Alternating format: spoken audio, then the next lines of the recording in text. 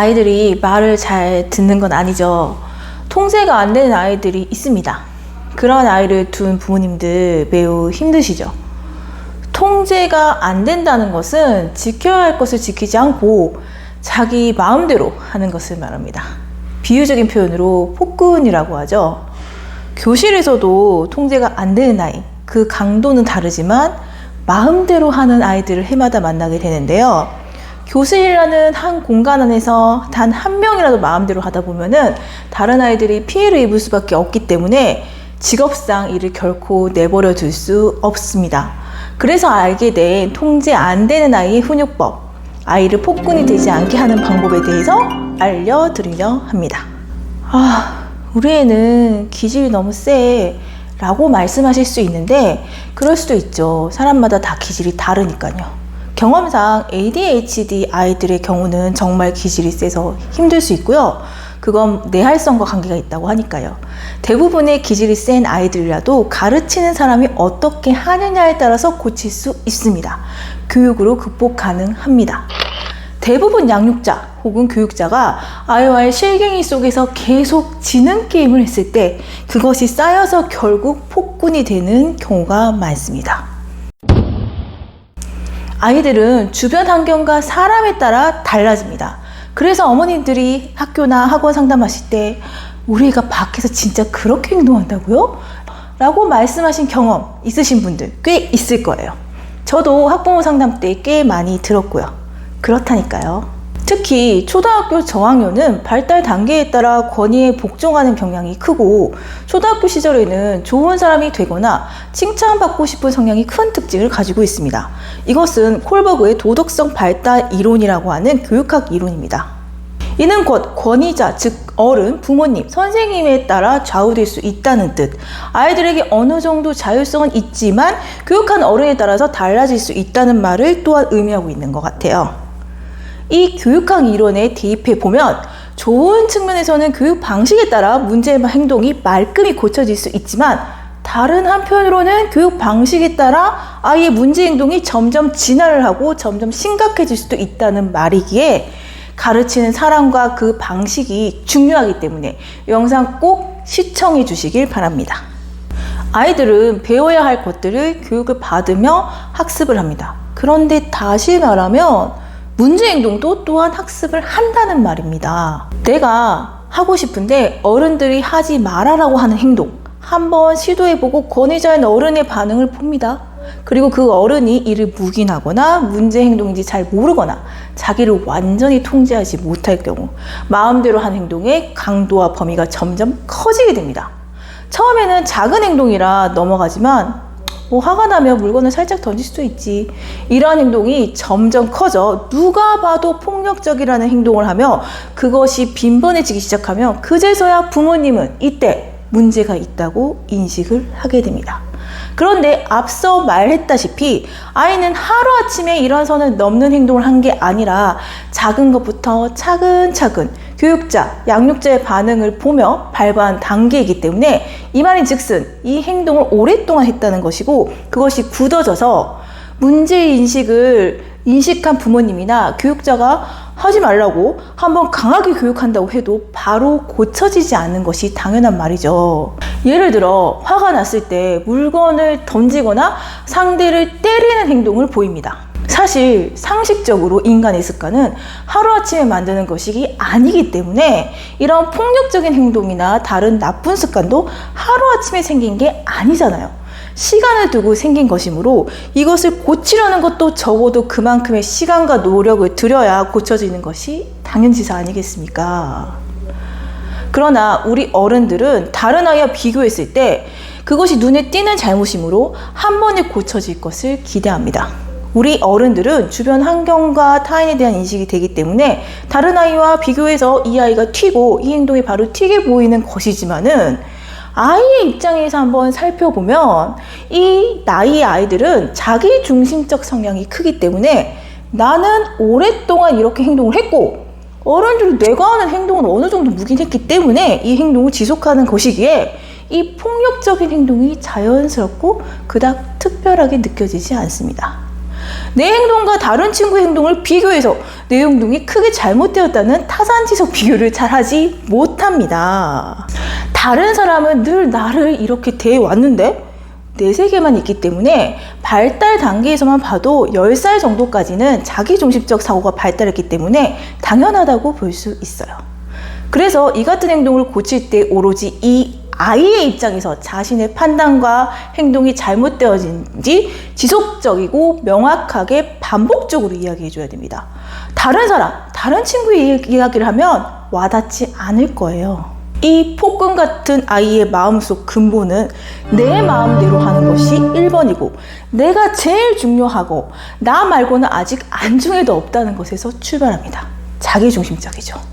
이런 아이들은 보통 마음대로 하고 싶은 성향이 크기 때문에 유치원, 학교, 학원, 가정에서 사회적 약속, 규칙을 깨는 것은 물론이고 나아가 가장 심각한 행동은 뜻대로 되지 않았을 때 폭력적인 성향을 보입니다. 이런 모습 때문에 많은 사람들이 폭군으로 비유를 하는데요. 그래서 사회생활을 하게 되면 갖가지 규칙 깨기, 소리 지르기, 다른 사람 물건 마음대로 손대기, 친구 때리기, 물건 던지기 등등의 많은 행동으로 발현될 거예요. 사회에서는 하지 말아야 할 행동이죠. 그때마다 뛰지 마, 친구 물건 만지지 마, 친구가 원치 않는 장난치지 마, 소리 지르지 마, 친구 때리지 마, 물건 던지지 마 라고 지루한다면 아이들은 잘 듣지 않을 거예요. 네? 라고 하고 또 할 거예요. 왜냐하면 나는 늘 이래왔고 하지 말라는 말은 늘 들어왔으며 이 정도 주의를 들을 정도의 사소한 잘못 각각의 한 가지만 하고 있다고 생각하니까 난 늘 이랬으니까 이렇게 한 번 정도 잘못하는 것은 큰 문제가 아니지 라고 생각을 합니다.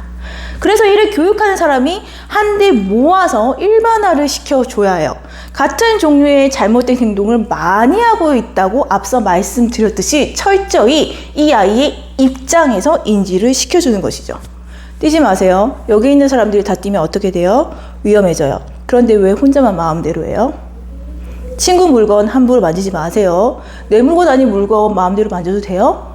친구가 정우 거 마음대로 만져도 돼요? 안 돼요. 친구는 안 되는데 정우는 왜 마음대로 해요? 친구 때리지 마세요. 화가 날 수도 있는데 화난다고 다른 사람을 때리고 아프게 해도 돼요? 다른 친구가 너한테 그래도 돼요? 저는 그래도 돼요? 안 돼요? 근데 왜 정우만 마음대로 해요? 이렇게 너만 마음대로 하고 있다는 행동 보고서를 날마다 알려줍니다. 그래야지 자신이 다른 사람과는 다르게 뭐든지 마음대로 행동하고 있다는 인식이 시작됩니다. 이것이 행동을 고치기 위한 첫 번째 단계입니다. 인식이 시작되었다면 고쳐야 할 필요성을 생각하고 있다는 것입니다. 다만 굳어온 행동과 신났던 자유인지라 그것이 쉽게 고쳐지지 않는 것이 문제입니다. 여기서 교육자의 신념과 그에 따른 행동이 중요합니다. 네가 이것을 고치지 않으면 나는 너와의 전쟁을 끝내지 않을 것이다 라는 인식을 심어주며 끝까지 하셔야 합니다. 이것은 네 인생을 위해서 꼭 고쳐야 할 행동이다. 아무도 마음대로 하면 사는 사람은 없다. 내 마음대로 하기 위해 다른 사람이 상처받거나 피해받으면 안 된다. 이것은 여러 사람이 함께 살아가기 위해 마땅한 것이다. 그러므로 나는 다른 사람에게 피해를 주는 마음대로 한 행동을 하지 않을 때까지 끝까지 교육할 것이다. 왜냐하면 나는 교사이고 여러분은 부모님이겠죠. 잘 가르쳐야 하는 사람이고 너를 잘 키워야 하는 사람이고 네 인생을 응원하는 사람이니까. 훈육하는 과정에서 아이가 한 번은 강한 버티기를 한 번 할 것입니다. 처음에는 달라진 부모님의 행동과 교육법에 말을 잘 듣지만 항상 마음대로 하다가 갑갑함을 느끼고 예전처럼 돌아오고 싶고 지금껏 많은 어른들을 이겨내 내 마음대로 했던 경험치로 다시 한번 자기에게 주도권을 가지고 오려는 고집을 부릴 가능성이 큽니다. 이럴 때 부모님들이 화들짝 놀라시며 내 아이 잘못되는 거 아니냐 막 걱정하며 다시 아이의 뜻대로 해주시는 경우가 있는데 이때 잘 이겨내셔야 문제 행동이 고쳐집니다. 사실 저 같은 경험 많은 전문가에게 이런 변환점 기싸움은 잘 안 걸어오고 응석을 받아주는 부모님들한테 그럴 가능성이 큽니다. 제가 그런 상담 전화를 몇 번 받은 적이 있거든요. 이것을 이겨내셨다면, 너를 위해 내 옳은 신념을 꺾지 못한다는 것을 보여주셨다면 그 다음부터는 일관성이 중요합니다. 한 번이라도 무너지면 아이는 다시 예전 기억과 습관을 되찾으며 돌아가려고 할 것입니다. 이것이 지속되면 아이는 자기도 이런 것을 어기게 되면 여러 사회생활이 불편하고 오히려 규칙을 잘 지키는 것이 편하다는 것을 깨닫고 하나하나 고쳐나가게 되는 것입니다. 기질이 세거나 마음대로의 시간이 오래될수록 이 시간이 길어질 가능성이 크니 마음 먹고 빨리 시작하시고 힘내세요. 그리고 중요한 거, 감정적으로 대하시면 안 됩니다. 감정적으로 대하게 되면 무엇보다 너를 응원한다는 강한 신념이 깨지게 되므로 아이가 이 교육자의 말을 안 들을 가능성이 큽니다. 아이 역시 그 틈을 이용해서 어른의 감정성을 이용해서 행동할 수도 있고요. 앞서 콜버그의 도덕적 발달 이론 기억하시나요? 7살에서 12살 정도는 인습적 도덕기라고 해서 좋은 사람으로 인정받고 싶어하는 욕망이 크거든요. 그리고 자기중심적 성향이 점점 작아지며 9살 이후부터는 친구 개념과 타인 개념이 생기며 사회적으로 비판받는 것을 몹시 두려워하기 시작합니다.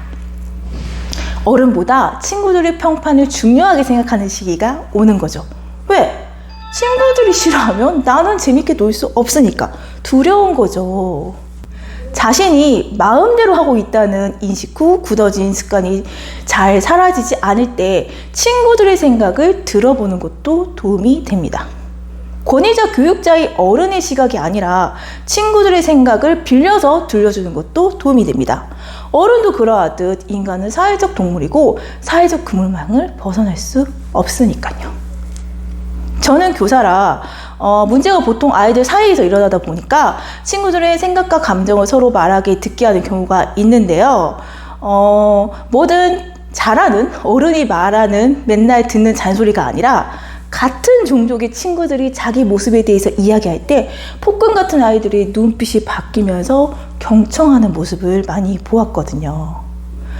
아이고, 오늘 힘든 이야기 해보았는데요. 힘드시더라도 아이들의 인생을 응원한다는 의미에서 꼭 좋은 가르침 주었으면 좋겠습니다. 폭군은 자기 마음대로 하며 사는 것 같지만 곁에 남은 사람은 얻게 되고 결국 마지막에는 혼자 외로워 있잖아요. 저는 그게 행복해 보이지 않더라고요. 그래서 통제 안 되는 아이들의 인생을 위해서 이 아이들이 행복해졌으면 하는 마음으로 이 영상을 만들게 되었습니다. 나중에 원하신다면 실제 제가 경험했던 사례들도 이야기를 영상으로 만들어 보겠습니다. 봐주셔서 감사합니다.